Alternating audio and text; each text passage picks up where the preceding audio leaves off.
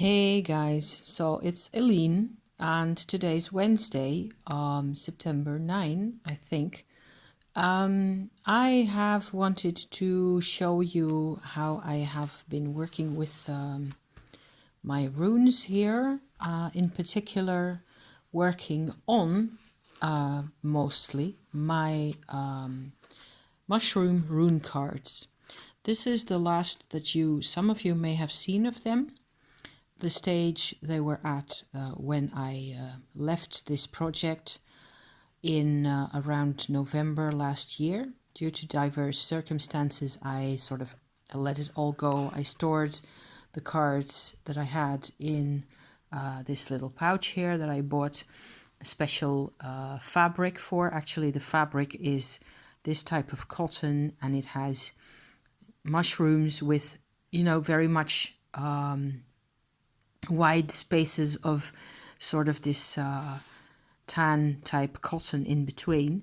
So what I did was I cut out a couple of pieces that I liked and stitched them on top of this old skirt fabric. This is actually a Scottish skirt that I've worn for ages in my life, and it reminds me of my mum and of good times we had and how we traveled and stuff like that.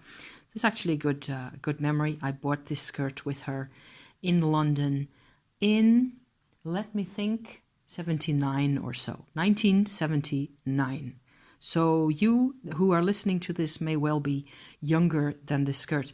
The fabric, however, is still quite good, and I used it as background for my little shroomies here. It has a fabric on the inside as a lining that is from the south of France, black with these teeny tiny little flowers on it.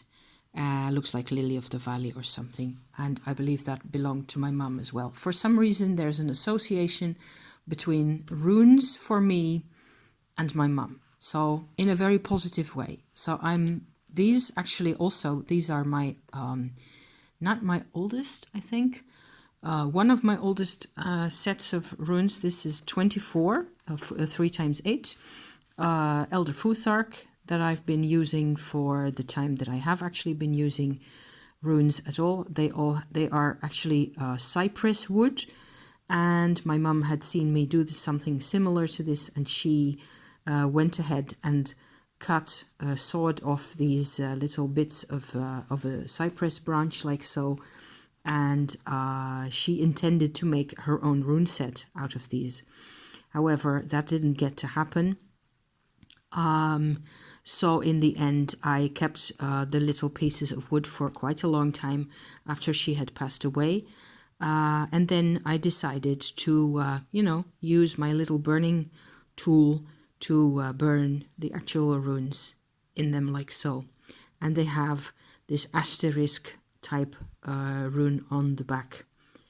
Each and every one the same. So this set I have used for periods of time when I was inspired to do so.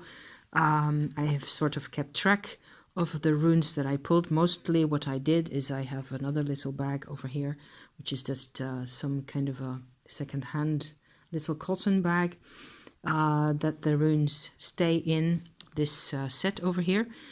And I have kept track of often for a period of time of the actual single rune a day that I was pulling.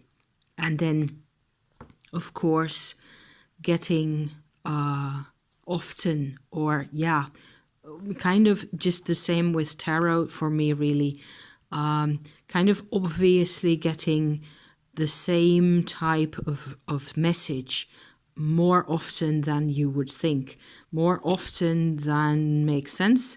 You actually get repeating messages of more or less the same nature. And so I found that interesting to do.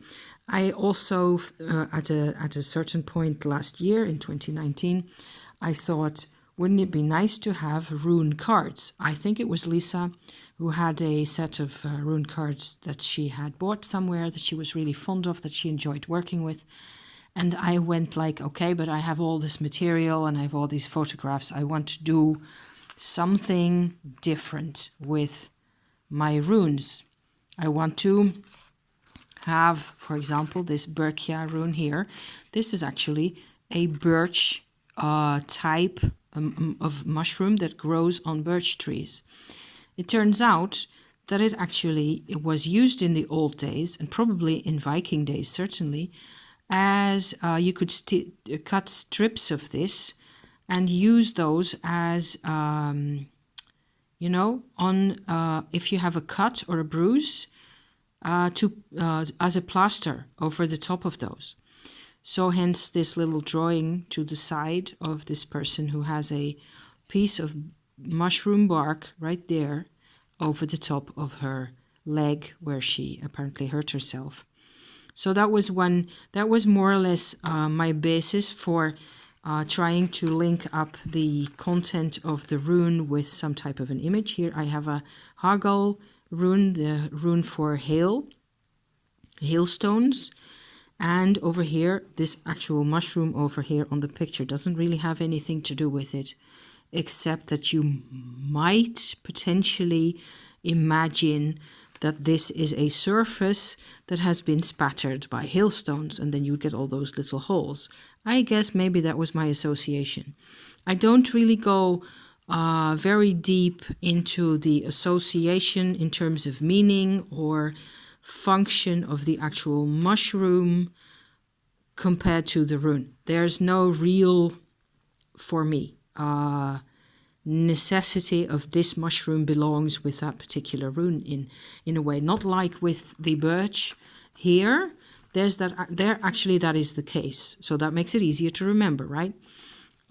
For this, it isn't really the case. However, I do have a little illustration here to the side. I hope you can see that.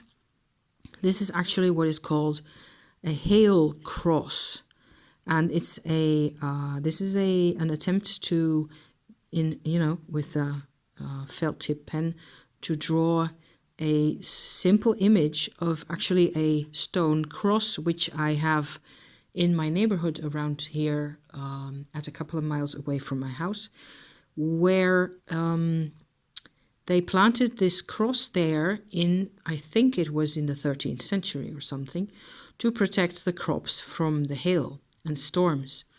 And so there's this spirit figure sitting on the side, on one of the arms of the cross. There's actually a Jesus figure on the cross as well, and that looks in the original that I will show you if I go and make a vlog over there at one point or other. I will certainly do that. I can show you what the hail cross looks like. You will see that this little Christ figure on it is very convincingly medieval and kind of elegant even.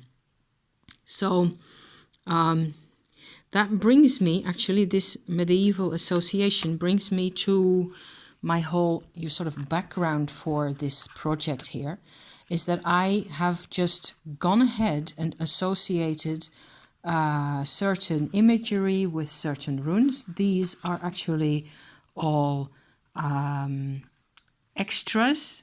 On this side, these two are extras, and there are more extras in the other pile on this side here, which is actually more or less finished now, where I will also tell you a bit more in a bit about how what I have been doing to the cards to complete the cards. These are the cards in the stage more or less that I left it at last year.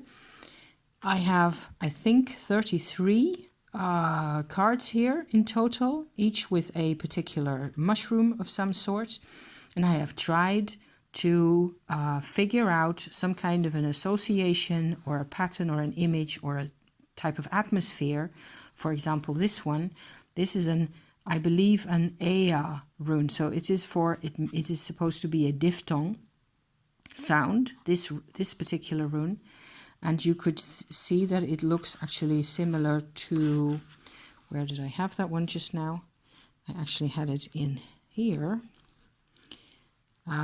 Yes, this one, see? This one has its branches sticking upward. And these actually go down first and then upward. So that's the diff between that rune, this Ea rune, and this one here. This one I also have in my set of cards. So There are a couple of other things I've been thinking and doing with this. As in general, I will also put a video link in the description by Jackson Crawford, who is a professor in Norse languages. And he also states the same that I have also read in the several places and concluded myself. What with doing this work also is that everything that we think we know about meanings of runes and significance and mystical usage, we must realize that this is not historical. Everything we know about runes really and the significance of the, you know, what this means. This is a Wunyo rune, is supposed to represent joy, hence the, you know, pretty bubbly looking boletus mushroom down there. All this is based on medieval material from a period, from manuscripts, from a period that when runes weren't in any particular use. Runes have been used for gravestones and similar, hardly ever in manuscripts, except later, afterwards, because people are mystified by them, and so am I. I love this stuff, and I think it's very appealing to have like an alphabet that kind of, as an oracle or a tarot would, represents your world and its parts, you know, in a way. It's fascinating, and it has all sorts of appeal that to think of sides of the world. Hence also my mystical heptagonal cards here, because I went all out on the mystical you know, feeling for this kind of a thing. I believe that you can work with your own version of this stuff. You can do whatever you well like. However, since I used to study this kind of material back in the day, I have also a tendency to sort of, you know, want to stay as close as possible to the old materials. So here, for example, I have a completed card. This is actually a card that is more or less finished. I would perhaps use another layer of gold on that teal rune right there. Teal is another mysterious rune that is supposed to represent a sky god in some approaches, or in some texts anyway. What I have done here is on the back of each card, I have copied out the respective lines of the Anglo-Saxon rune poem. So that is the longest and most complete rune poem in Old English. And I will not pretend to be able to read this aloud to you. And a lot of the content in these lines of poetry is about a Viking society. However, the way this goes, what I can point out to you is that, let me see if I can actually point that out to you. These aren't silver, they're white writing. This one is about the the aurochs, so the bull, right? How big his horns are, and that he's a powerful animal and he fights with his horns, and so on and so forth. It's quite macho. That's what I was trying to say here. A lot of this is actually the manuscript. Let me think. I think it's 13th century. Also, this manuscript where this is recorded. I'm kind of hoping that that is true, although I believe that the original manuscript was actually destroyed, and what we have now is a copy from the early 18th century. I think that's correct. All this is Wikipedia stuff. I can put a link in the description for you to have a look at. However, I still feel that this is like a tribute, like putting this stuff on the back.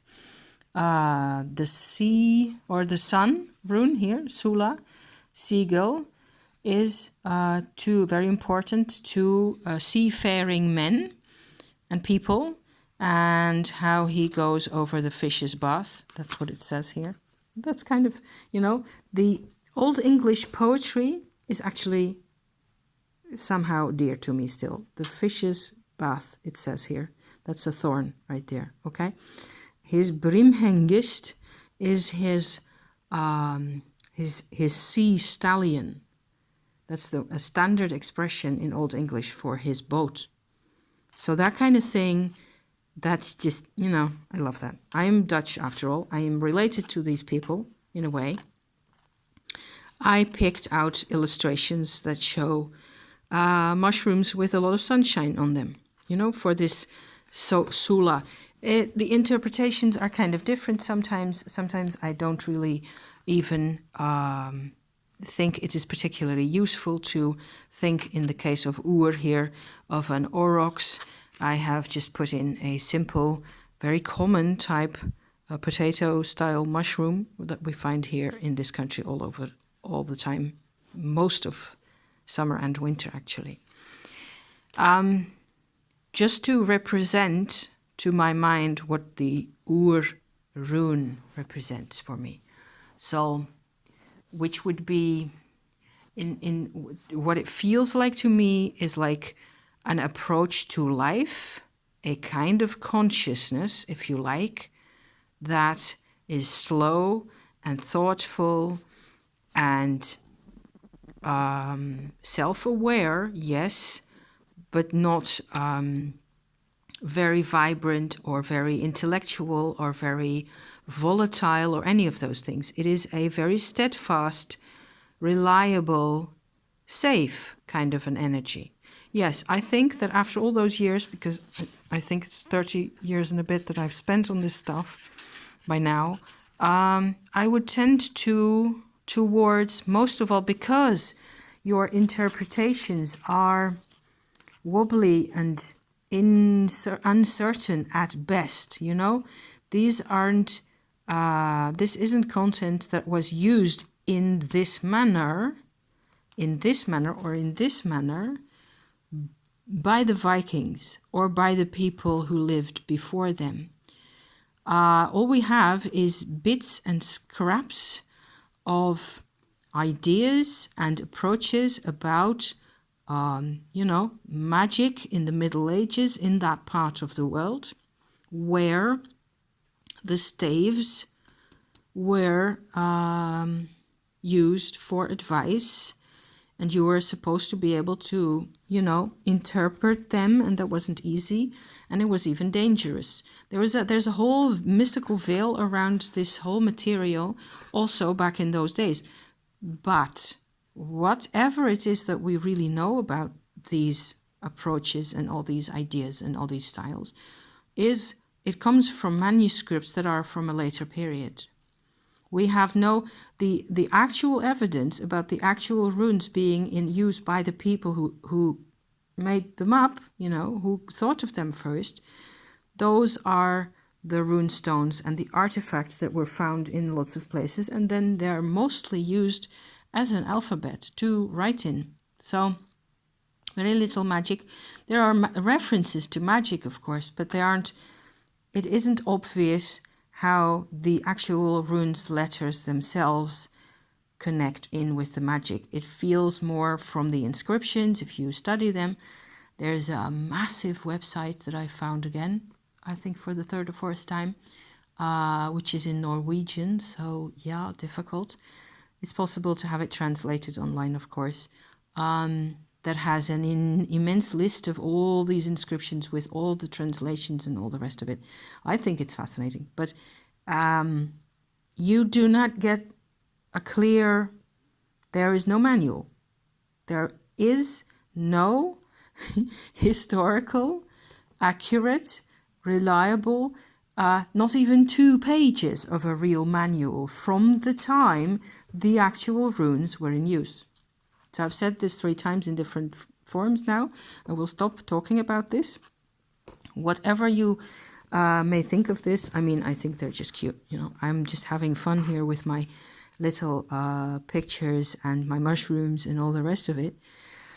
This is another really nasty, mysterious one. The Perth rune actually does have its line in the Anglo-Saxon rune poem, and it's about how this is you would assume from what it says here that it would be some kind of a board game. So like people are sometimes assuming that the Pert rune actually refers to the set of the Futhark, you know? I am not so sure. It says here that it makes people laugh, and glechter is actually laughter. That's actually the same word. And in the hall, people are enjoying themselves. And whoever is sitting in the hall, and there it makes them happy. Perth makes them happy through laughter and joy. You know, ... question mark. I don't know. Nobody knows. So hence the juggler here that I pasted into this image. I have chosen to also kind of illustrate my runes, my rune cards here with planetary symbols, using the 7 old planets up to, so from the Sun down to Saturn. And I was able to, funnily enough, really easily choose. I used actually a system where I cut out 7 little pieces of paper, and I put my rune in front of me in the middle of an empty space, and then I would simply shuffle around my planetary symbols in such a way, and this is maybe one I can show you to show you what it is that I am in flaming name on about here. This one has Saturn at the top. How I look at this is that I chose more or less, or I looked at my set of combo of images here and my rune, and then I chose one planetary symbol to go at the top of that. That is actually how, for me, it is one way of looking at the rune content, if there is such a thing, right? So ice, the Is rune gets Saturn at the top because ice is frozen. It is slow. It is a state of consciousness, if you like, again, where everything is about time that is kind of ground to a halt. To the left and the right of this Saturn symbol in these corners here, you get a moon and Jupiter for some reason. And then down here, you have Venus and Mercury, and down here again, the Sun and Mars. How I look at it is that the rune is active in the top half of the card. So the planets that are represented in the top half of the card show what the rune is doing. So this is an ice rune that I associate with the sky, the Jupiter here, Lord of the Sky, and the moon. The moon in the sky in winter, colder, the coldest time in winter, with the bare sky and the moon up there, you know? So more or less like that. So it's just a set of images. Another set, actually the planetary symbols are another set of images to sort of help me along with this. Here for the Aurochs Ur rune, I have picked the moon to go at the top, and he's accompanied by Venus and Saturn on either side. So here it is also about slow time, but it is more about emotion, and it is about the receptive and patient, gestational, if that is a word, kind of a side to life. Immense patience and slowness of time and cycles and waiting patiently for your turn or for your season to come. That kind of thing. So the ones at the bottom, the planetary symbols that I put at the bottom are actually symbols that are sort of furthest away from that area, the area of the actual rune. You know, that's what I was trying to say here. So in this particular case, what you get is the Jupiter, who was off, you know, quite up here for the ice rune, like that. He's at the bottom for the Ur rune, because both the Jupiter and the Sun symbols, and the other ones are Mercury and Mars here. These are all to me about activity and self-awareness and even planning. And all that stuff isn't part of the world of this rune in how I feel about this or how I felt at the time. This is just imagery, more imagery. So obviously for the Sun rune that I showed you earlier already, I will have the Sun symbol at the top, accompanied by Moon and Mercury, because that is how it is in our planetary system. It's also how it is in the solar system, even, that what we see in the sky is the Sun and the Moon, and Mercury is actually closest to the Sun.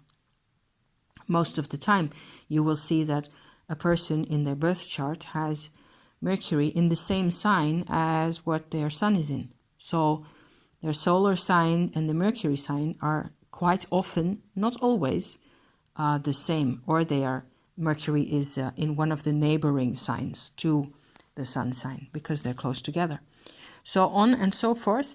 I have, for each one, it kind of worked. It was really funny to pick these planetary symbols that I'm used to from astrology and from tarot to accompany my runes.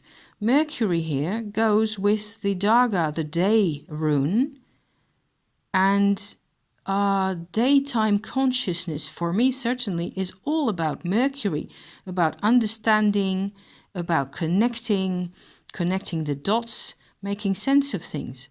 And it is a very, very powerful concept for me, or a powerful part of my life, if you like. And day, the day rune, is accompanied by, on this side, Jupiter, and on the other side, Saturn, because it is about dominance and rulership and emperor and hierophant kind of a content, if you like, apparently. I wrote down here, the day is sent by God, de richtsnes, zond, sent by God, and dear to men, dere mannen. It is, the day is precious to us, right? And at the bottom here, I put another little dagger rune, and it says here, nicht, N-I-H-T, nicht for night. So you would expect there to be a day rune and then a night rune, on the other hand somewhere. But it doesn't work that way because it never, they have avoided making sense to me as long as I live. I have worked with this stuff. I am fascinated. I enjoy this quite a bit. And this was an easy one. The thorn rune has these like little drop mushrooms that look like, pale drops of blood, if you like. If you pricked yourself on the thorn, like Snow White, that's what would happen. The need fire rune has a Mars symbol at the top, accompanied by Mercury and Saturn, because need is important. That's what it says also. This is actually one of the really sensible, consistent ones. Because I won't bore you with all this old English, but it is about how important need, the N-E-E-D, how important that is in the world.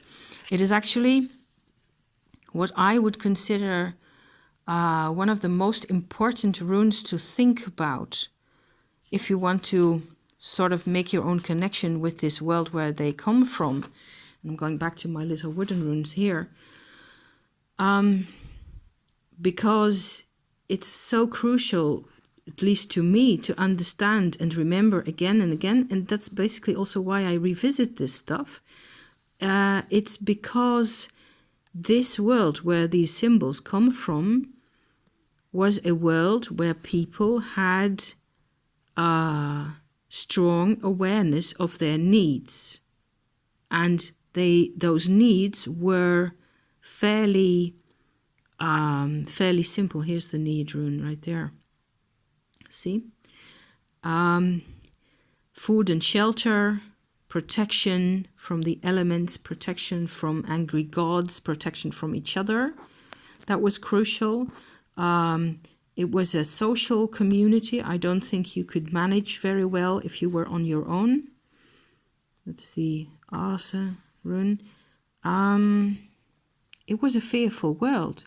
It was a world where there were very many fewer people than nowadays, many of whom weren't literate, what we call literate nowadays, and they wouldn't have been able to worry about it. They wouldn't have seen the point of sending kids to school and learning different languages and learning math and all that. It is, however, from that world that we come, and whenever electricity breaks down, the internet breaks down, and all you have is you have to look around the house because there's matches and candles somewhere. Maybe at that time, you can be a bit closer to the world where these really come from. But it's a very different world, and it would be everything but easy, I think, to adapt back to our planet the way we used to sort of manage to scrabble around and survive, if you were lucky. A lot of this is, I think, about being lucky, creating luck for yourself, acknowledging the powers that are over you, be humble and strong at the same time, that kind of content. So I hope you find this entertaining in one way or another. I apologize to the purists out there as to, combining planetary symbols with runes. Yuck, that's awful. I had tons of fun, and I'm still not completely done. Some of these don't have script on the back because I have no Anglo-Saxon line of poetry to go with them. And I still had, pictures of shrooms and things. And I just went ahead and did as many as I could. Here's another good one. The Ark, the oak tree, is also one of the oldest children of the earth. I hope that's what it says. And he also he becomes part of the sea again, because these lines of poetry, the Anglo-Saxon rune poem, a lot of that is about noblemen, warriors, and seafarers. It is definitely Viking content. So an oak tree becomes to them the mast of a ship, or the planks of the Viking ship, longship, more than what it is that I was going for here with my little pretty Earth Star. Earth Star chakra is what I always think of. Oak symbol with acorns at the bottom here. See? A lot of these photographs, these are the red and whites, the fly cap photographs, and the Pantherina photographs I all took myself. Some of the other ones, these, and a couple of others here, I actually got from the internet because they were better than what I had at the time. This is another one of my own. This is also a neat one. I will close off with this one, because this was actually a flycap mushroom. The sky god, again, Jupiter at the top. I took pictures. This is a Amanita flycap hood, like that has been eaten by snails. You see the holes there? So I took photographs also, sticking my phone underneath the hood of the mushroom, like that, and so filming upwards. And this is what I got here. This image of the branches of a tree, like so, shining in the blue sky through the holes in the mushroom. We're probably through that hole right there, where you can actually see the filaments of the, what are those called? Like that. That's these right there. Isn't that funny? I am just having so much fun here. I will at some point soon have these really finished, where I actually have my planetary assignations all done, and so on and so forth, and my little bits of poetry, and then I will see where I go from there. I suppose it is mostly about thinking about the world and different kinds of, strengths and powers to appeal to, and what have you, and so on. So I hope you like my cards. This is actually a chalice. I was going to quit, but I didn't. It is a blue Rossula type, I think, mushroom. I don't know what they're called in English. And it has, there's water lying on top of the hood. So you get this mirror of Galadriel type thing going on. I hope you can make that out. Stopping here. Thank you so much for watching and sharing in my little poetic rune adventure, you guys. See you next time. Thank you. See you then. Bye-bye.